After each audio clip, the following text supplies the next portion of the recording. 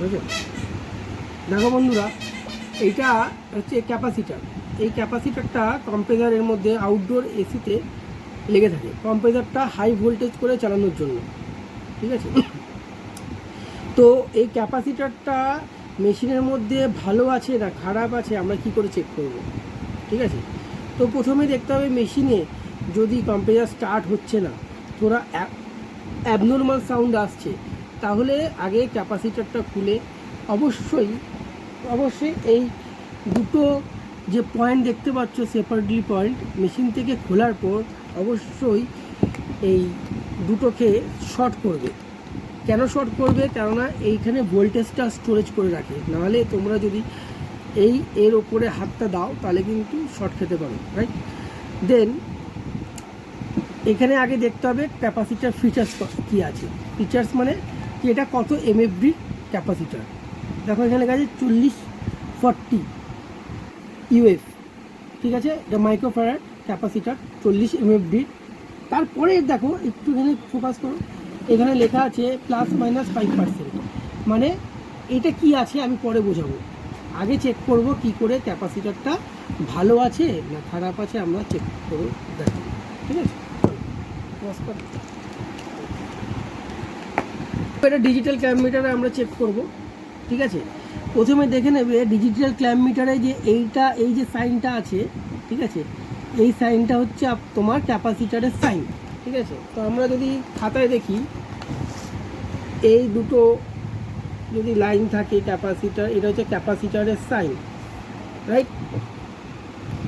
আমি এখানে লিখেও দিলাম ক্যাপাসিটারের সাইন। তো এইখানে তোমাকে মিটারের নটটাকে এখানে নিয়ে আসতে হবে, আমরা নিয়ে আসলাম।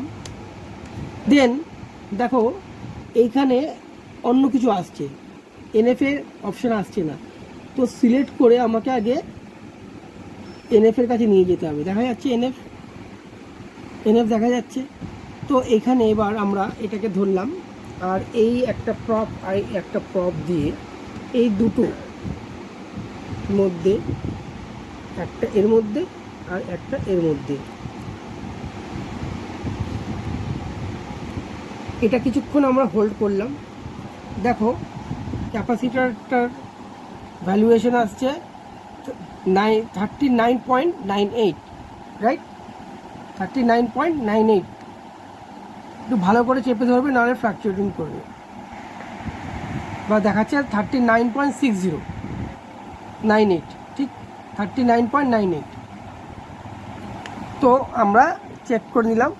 চেক করার পর আরেকটা জিনিস দেখা যায়, সেটা হচ্ছে বডি। তো বডিটা আমরা কী করে চেক করব?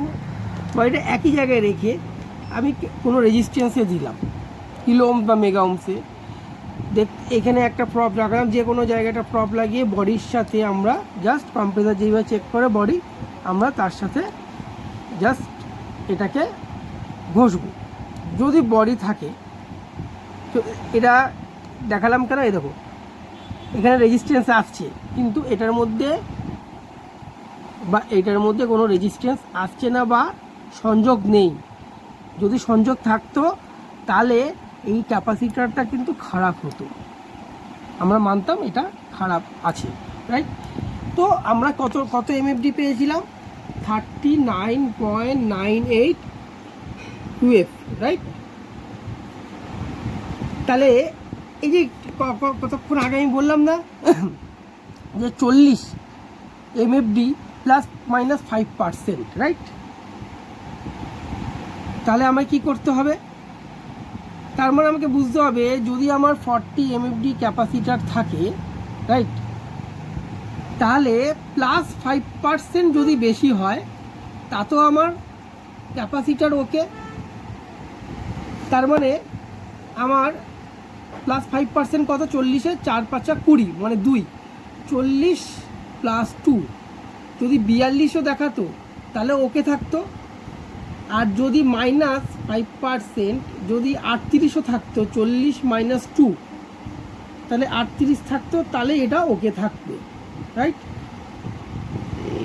যদি 38-এর নিচে নেমে যায়, <38 বা greater than 42-এর ওপরে যদি হয়ে যায় তাহলে বুঝতে হবে তো আমাদের ক্যাপাসিটার বা এই ক্যাপাসিটারটা উইক হয়ে গেছে বা খারাপ হয়ে গেছে।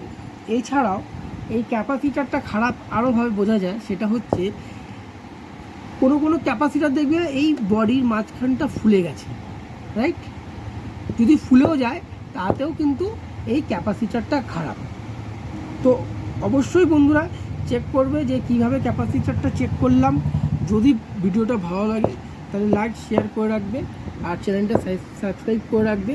এরপরে আরও আমি ভিডিও আনবো। আপাতত 40 এমএফডি ক্যাপাসিটার দিয়ে দেখালাম। এরপরেও যদি আরও কিছু জানতে হয় তোমাদের, তবে আমাকে একবার কমেন্টে জানিও, বা যাদের যাদের কাছে আমার পার্সোনাল নাম্বার আছে, ফোন নাম্বার, তারাও আমায় কল করে নিতে পারে। ঠিক আছে, থ্যাংক ইউ।